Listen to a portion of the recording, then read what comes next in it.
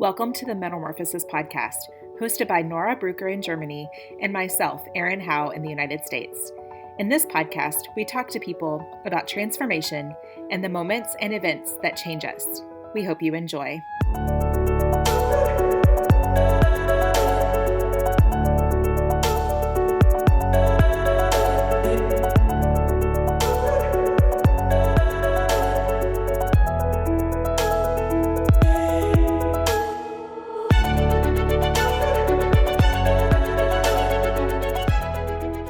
Welcome to another episode of the Metamorphosis Podcast.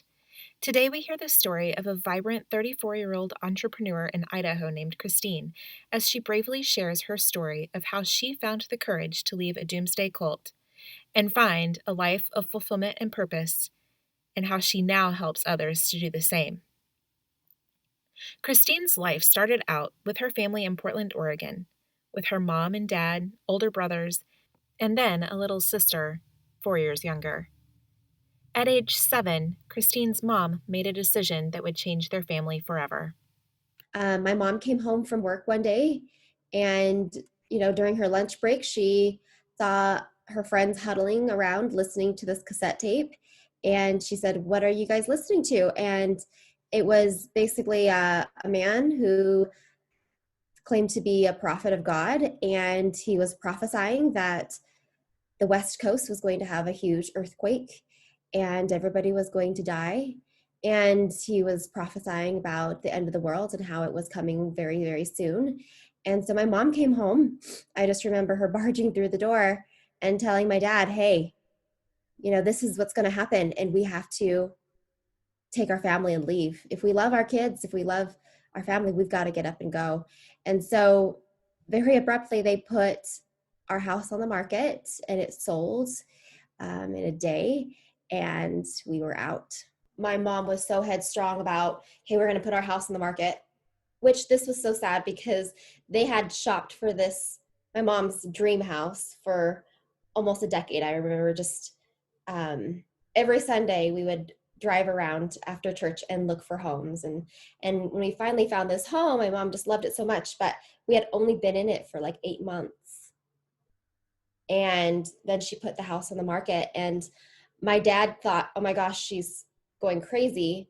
But he thought that this was going to be a very short stint to where, okay, I'm going to let her leave, but I'm not going to give her any money. And I'm going to put her in this crappy little van that's probably going to break down and she's going to be destitute and she's going to come back. But that's not what happened. As a child, I was very confused. And, my parents were fighting a lot because my dad didn't believe any of this, but my mom was dead set on, "Hey, we're leaving." And so in my mind, I definitely had a lot of confusion, but I had no say. As is often the case in cult communities, families were encouraged to live close to the rest of the group. Christine shares with us what life was like in her new home. The apartments that we lived in when we first moved to Southeast Idaho from Portland was, they were all really close together. So we always lived really, really close. And then down the road, we ended up moving to a place where it was like a compound where everybody was living basically together. And then plans for an alternative should things go wrong. Part of my mom's, when they sold the house, they had some equity in the house, and also my dad had saved up quite a bit of money, and she took her half of the money and pooled it in with all of the other money from everybody else, and they bought a huge piece of property up in a really wooded area, and they had built these underground bunkers where they knew that, once the government came in and started, doing all the things that they said that they would do, they were going to go into hiding and we were going to live in these underground bunkers. Now, with as many followers living as close by as possible, the prophet demanded their constant devotion and prayers. Said that he was a prophet of God and he was sent here to save the world, to prepare them for um, the rapture for Doomsday. So it was all about being diligent in following him and making sure that you did everything that he told you to do. And we prayed a lot on our knees, and we would listen to his Bible study sessions. And that was really like every day. It was, you're going to pray for hours and hours every day, and you're going to be listening to me. We met, it was crazy. There was dozens of families, and we would all pack into this tiny little apartment, like a living room of an apartment, and like we'd pack in there like sardines and listen to him. I remember there being over 100 people at one time that lived in Southeast Idaho, but he also said that there were people that were following him from all parts of the world. And I know that there was a community also in Vietnam that obviously couldn't get here, but that were listening to his cassette tapes and communicating with him and things like that. So I really don't know how big of a reach he had in other areas, but for us, there was over 100 people at one time, and then it would kind of whittle away down to 50 or 60, and then more people would come, and then they would leave, and then they would come. So it was like people were responding to the fear of, hey, we got to get up and go, and we got to sell everything that we have here to come and to be part of this. And of course they didn't know it was a cult. Right. Nobody ever joins a cult, but then they would join, and then he would make promises like, hey, the end of the world is coming on this date, and it wouldn't come. And he would say, hey, it's because you have listened to me so diligently and you've prayed so hard, and now he has spared us for a short amount of time, but for the next 90 days or whatever, you need to be praying really, really hard, because it's going to happen at this time. And so he lost credibility, and people would leave, but then more people would come again, and it was just this fluctuating thing. While the group was congratulated for their efforts in prayer when the world did not end, there was one group that was praying for the world to end: the children. If at the age of 15 you're still alive, you're going to for sure have to experience the rapture and the end of the world. And it was definitely a very scary experience. Like evil spirits entering into your home and all these things. And so they painted this picture that's like, oh my gosh, no, I definitely don't want to be here for that time. And so they'd say, you need to pray. They'd tell us to all the children, you need to pray really hard that the end of the world comes before you turn 15. Under the age of 15, God can still take you and like basically translate you back up to heaven to protect you from this time. And so I always prayed that I would never see the age of 15. And it's really sad because I don't have very many pictures of my childhood, because the prophet had told my mom and everybody to burn our pictures of our past life, because in the past life we were living in sin. And so I don't have very many pictures, but I do have one photo of me, and this is at the age of about 15, and I was just lifeless. I had no expression on my face because I had nothing to live for. In a group that is waiting for the world to end, there is very little to be celebrated, least of all, the birth of new children. The family that lived in our compound next to us, when they joined, I think they had like 5 kids. And then when they had the 6th kid, it was like a curse. It was like, oh my gosh, they brought another child into the world. This is awful. That baby's going to suffer. And, like they're going to have to go through the destruction unless they get translated, or whatever the case might be. But they're going to suffer because we're going to go through all this drought and this destruction in the world, and this baby is going to have to experience that. And then also they always talked about us going into hiding, and how having a baby was a real big liability, because you can't control when a baby's going to cry or be loud. And for us, we always were taught to be very quiet, to not be seen or not be heard. And so with a baby, it was like a huge liability. So every time, and then by the time had left the cult, she had had another 3 children. And so it was like every time she had a child, it was definitely not celebrated. It was like, oh my gosh, I can't believe she's having another kid. Like, this is insane. Like, you're putting all of us at risk. Initially, children were allowed to attend public schools.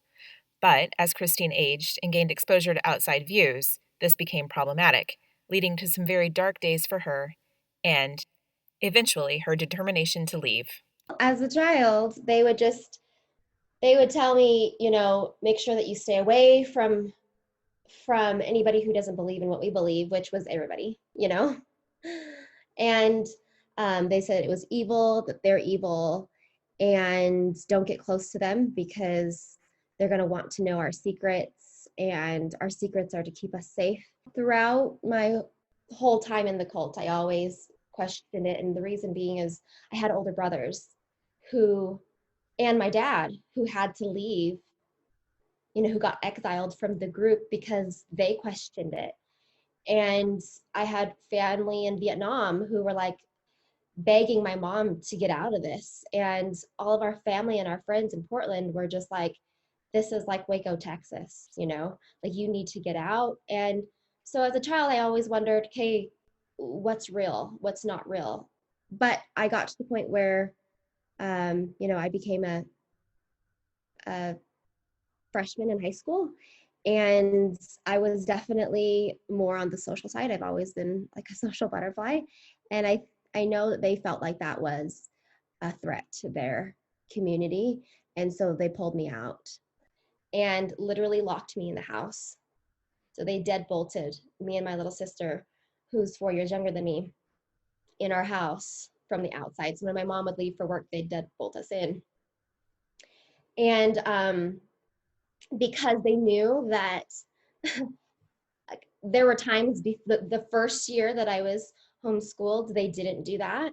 And I would every now and then like escape, and I'd go and see my friends at lunchtime at school because the school was about 2 miles away, and I would just walk. I would take the back roads and walk to the school. And then they caught on to that. And so they started locking us in the house. But I got the police involved. One day I climbed out of the kitchen window, and there was a policeman that lived in the apartment complex next to us. And so I knocked on his door, and I told him, I said, hey, I'm leaving. And at this point I was 15. And I said, I'm leaving. I'm going to go find my dad in Portland. And my plan was I had saved up almost enough money for a Greyhound ticket to get myself to Portland. I didn't have quite enough money because it had taken me so long just to pick up the little bits of change and things like that I had found around the house. And literally I did steal my mom's money out of her purse, like the dollars and little things like that over time. And I was like, okay, I'm going to get to the Greyhound bus, and I know that somebody else will probably give me $5 or $6 to make it the rest of the way. But I was at my last wit's end, with the deprivation and the despair and the fear. And so I was like, I'm going to go find my dad. So I was going to get on the bus, get to Portland, and stand on this corner because I knew that my cousin lived near this area, and that my dad, they would find me, my cousin's family, or my dad would possibly drive past because I was hoping that he still worked and lived in that area. And I would just hold a sign that says, I'm looking for Kai Tran. And so I told this policeman that that's what I'm going to do. But I said, I have a little sister who's still locked in that house, and I need you to help her. And he just looked at me and he said, I can't let you go. I can't let you run away like this. He goes, I'm going to help you. So go back home and, climb back into your window, just pretend as if this never happened. And I'm going to send some policemen over there to talk to your mom. And I'm going to make it so you get back to school. And that'll be our first step. And I remember crawling back into the window, and my sister's face, because she before I left, we cried together. And I said, I love you and I'm sorry I'm going to leave, but I'm going to go get help from Dad. And I'll make sure that this policeman knows that you're still here so that they can help you while I'm gone, and I'll come back for you. And we're going to move back to Portland. And, but when I came back in, she was curled up on the ground in the kitchen floor because she said she thought she'd never see me again. I knew I couldn't leave my sister. You know, like I always knew that I'd leave for a time and then I'd go find my dad and then I'd come back and get her. But after, you know, the police came and they said, you've got to put your kids back in school. You know, you said that you would homeschool them, but they're not being homeschooled. And we were literally locked in the house. And so once we got back to school, I had this hope that things could change. And I got a FAFSA form. And, you know, they were preparing us for college. And I thought, my gosh, wow, I can't believe I've survived this long. I can't believe, you know, I've made it to this point. Maybe I will graduate from high school, because they had always taught me, you know, first of all, pray that you'll die before 15. And even if you don't die at the age of 15, you know, you're probably going to die really soon afterwards. You're never going to graduate from high school. You're never going to graduate from college, never have a family, never have a career. So don't worry about any of those things. Don't ever plan for those things. It's a waste of time. And that's also why they never really homeschooled us, is because it was just like, why get an education? None of that's important. So when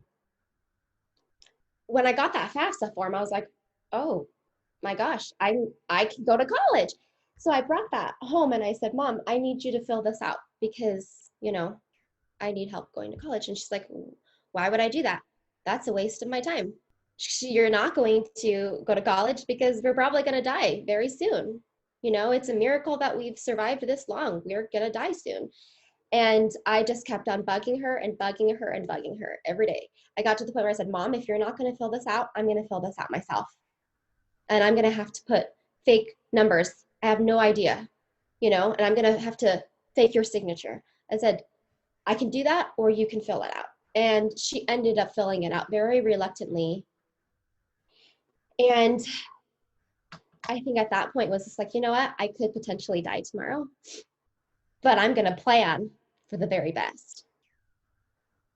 So I remember that being a really huge turning point in my life. And who knew? A FAFSA form.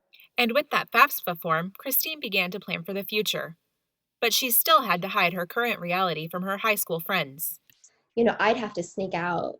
And at the end of our block, there was like the mailboxes.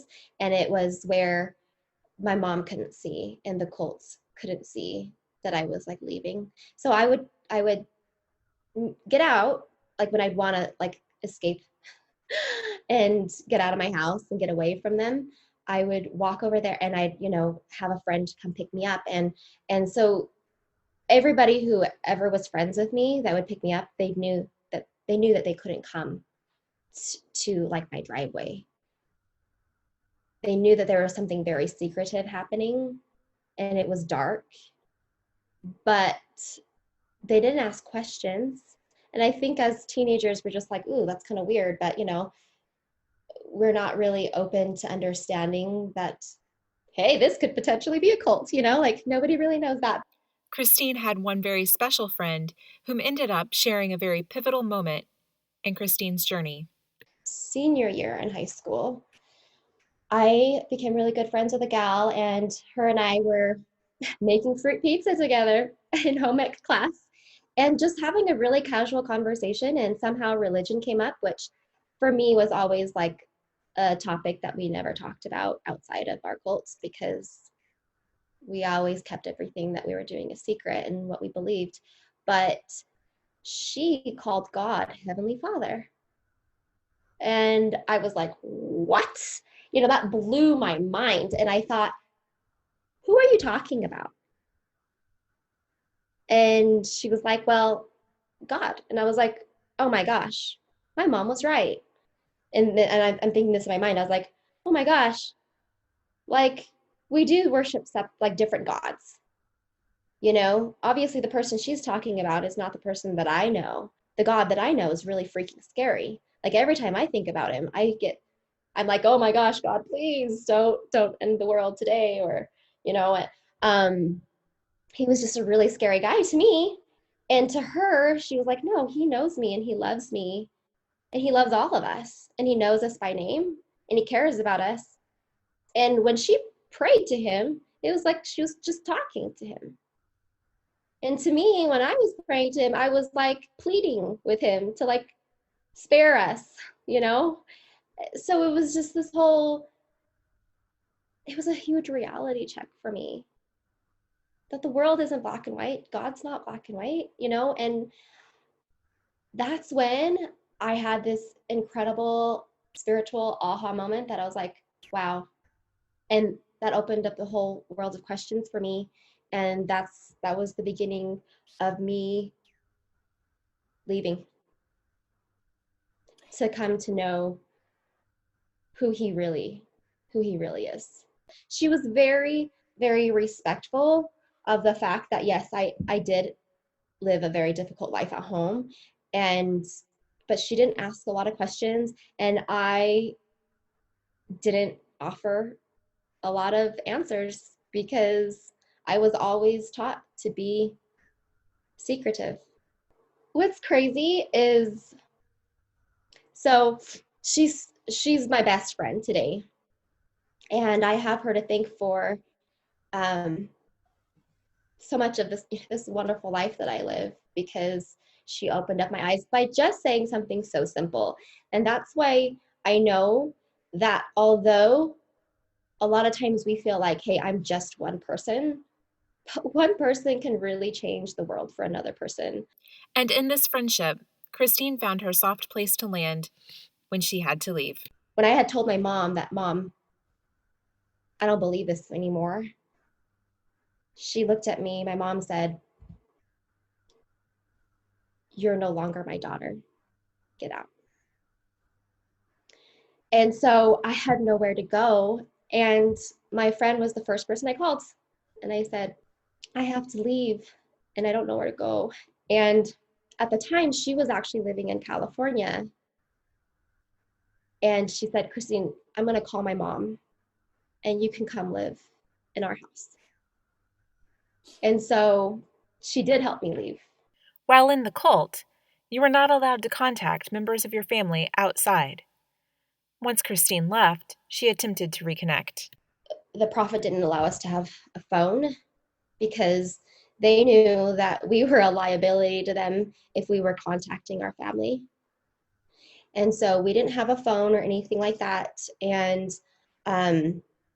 so for years, I never got to talk to my dad or my brothers. But one day my mom was crying and I looked at her and I said, what's going on? And she said, Dad just tried to commit suicide. And then I remember that weekend, and it was on a Sunday, because typically on Sundays, everybody in the cult would stay in the house and they would just be praying all day. Well, this particular Sunday, me and my mom and my sister escaped out of our house and we took the back roads to walk to the nearest grocery store, which was about 3 miles away. And my mom had a pocket full of quarters. And so she got to a payphone and she opened up her little telephone book of all of the names and numbers of the people that we used to know from years ago. And she started calling them one by one and trying to find out how to get a hold of my dad. And I remember at the point where she ran out of quarters. And we just cried because we're like, he needs to hear our voice. Our dad needs to hear our voice. And there was this man who, at that moment, stopped at the grocery store, and the grocery store was closed. And because we lived in a very small town, in a town called St. Anthony, and that little grocery store was closed, but there was a soda pop machine that was there, and he came with his quarters and he was getting a soda, and he looked at us and he knew something was very wrong. And he said, "Is there something I can do to help you?" And my mom wouldn't speak because we weren't supposed to be talking to outsiders. And we were doing something that was very illegal per se, to our cult. And I just looked at him and I said, "We're trying to get a hold of my dad." And he said, "Well, I have quarters. Can I get these for you?" And then he also left to the gas station and came back with a bunch more quarters. And we finally got a hold of my dad. And soon after that, I was able to reconnect with him. I had an uncle who came from California and said, "You guys need to get out."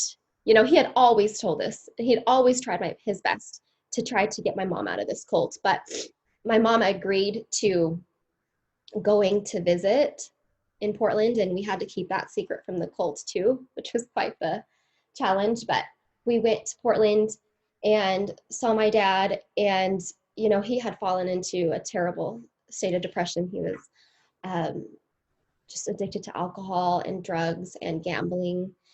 The house that he was living in was just a complete terrible mess, and my brothers were just living in these shambles. And but at that time I was a teenager by then, and so the girl that he knew when I was 7 was completely different than the girl that he had seen. And also because he was so deep into addiction, it was so hard to get through to him. We never were able to make an emotional connection after that. My brothers, actually, we've been able to reconnect. It's been good between me and my brothers. It has taken many years, but Christine is now compelled to share her story and her purpose with the world.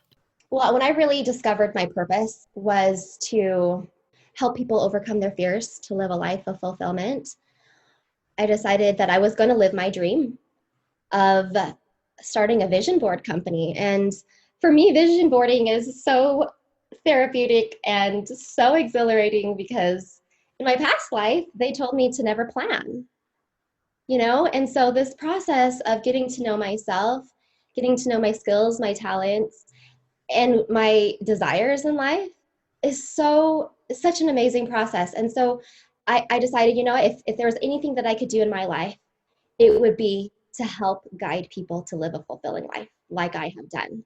And so when I started that business, I actually had a friend come to me and say, "Hey, I really want to interview you in my podcast." And she had come to my workshop. And when she asked me the question, "What brought you from Portland to Idaho?"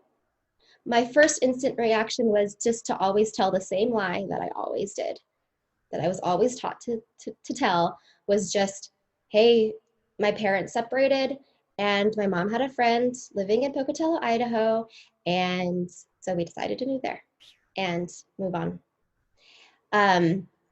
But I was really compelled at the time to share more and to really tell the truth about my past. And so I opened up, and it was a really scary experience for me. But I just thought, you know what? If there's anything that I can do in this world that's of high value, it is to open up, tell my story, let people know that no matter where they come from or who they are, they can live a life of fulfillment. And I'm a living testament of that. And especially when COVID hit, that was scary for everybody, right? It's like, oh my gosh, this is crazy. And for me, I retreated to doing what was comfortable, going back down to the very basics. At that point, I had just barely launched my Envision Your Purpose business, which is my purpose empowered vision board business. And I was like, you know what? I'm going to put that on hold because I need to focus on just the very basics. over the next few weeks, I was like, this doesn't feel right. Like my heart was yearning for me to reach out to help people. And so I started helping people by doing these little videos whenever I'd go out. I'd go and support local businesses because I own a small local business. And so I understand the value of the community supporting you. So I was like, I'm going to get people to support these local businesses. I'm going to go do this, this, and this. And I realized that it was of value, but that I could help people on a higher level. There has never been fear as rampant as there is today on a worldwide level. This pandemic has just changed the way that I see the world. And I said, you know what? I'm going to come out and I'm going to share my story, because I wish that as a girl living in this doomsday cult, that I had somebody to look up to say, you know what? She did it and I can do it too. When talking about her dream job and business, Christine's enthusiasm is contagious. I'm just exhilarated by it. I just love it so much. So my business, Envision Your Purpose, our purpose is to guide people to live a fulfilling life without wasting time living in fear. And so I host quarterly in-person purpose-empowered vision board workshops. And the reason why I say it's purpose-empowered is because it's not like a vision board where you're opening up a magazine, you're like, hey, that looks good, this looks good, this is good, and I just slap this on a board and make it look like a collage. No, what we do is we actually start with your purpose. So we put your purpose on paper, which is actually something that very few people do. But I can promise you that when you know your purpose, that's the ultimate motivation for you to live a life of fulfillment. And your life on your terms based on your values, your goals, and your beliefs. And so we start with your purpose by putting that on paper. And we do a whole amazing session of self-discovery where they're discovering who they are and where they are in their life, what they want their life to look like in 5 years, and what they want their life to look like in a year from today. So let's say if you were to die a year from today, what legacy are you going to leave? How do you want to be remembered? And we create this empowerment tool, which is the vision board, that you can look at every single day as your map, as your guide to empower you to live that life of purpose and fulfillment. I am also I'm creating an online course so that this can go international. And also, I know that maybe this isn't your cup of tea, but ultimately, I want to be of value and serve by providing daily inspiration for people to know that they can live a life of fulfillment. And so I share a lot of what I know about living a life of fulfillment on social media. So you can follow me on Instagram or Facebook and get a daily dose of inspiration.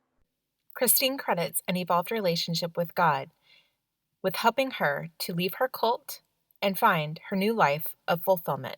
Even through my darkest times, God was with me.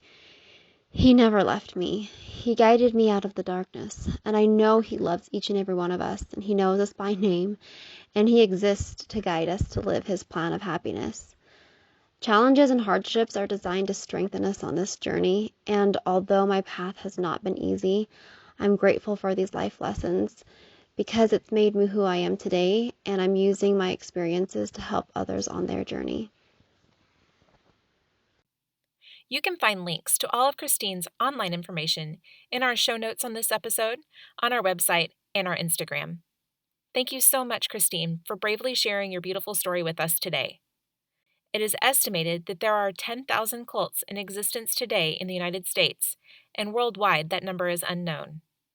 Cults work by creating an us versus them mindset in members and create fear of the outside world. There are many resources available online if you find yourself in need of helping someone escape a cult. Please use understanding and patience and stay diligent in your efforts. Remain available to them when they are ready. Again, thank you, Christine, for sharing your story, and we wish you all the best in your future endeavors. The Metamorphosis Podcast is produced by Nora Brucker in Germany and me, Erin Howe, in the United States. Thank you to all of our supporters, and of course, a huge thank you to our guests who are telling us their stories from around the globe about change and life-changing moments. For more information about each episode, check out officialmetamorphosispodcast.com and follow us on Instagram at officialmetamorphosispodcast for an exclusive look behind the scenes and our guests. We're happy for you to leave your thoughts on each episode, and we are very much looking forward to hearing from you. This is the Metamorphosis Podcast with Nora and Erin.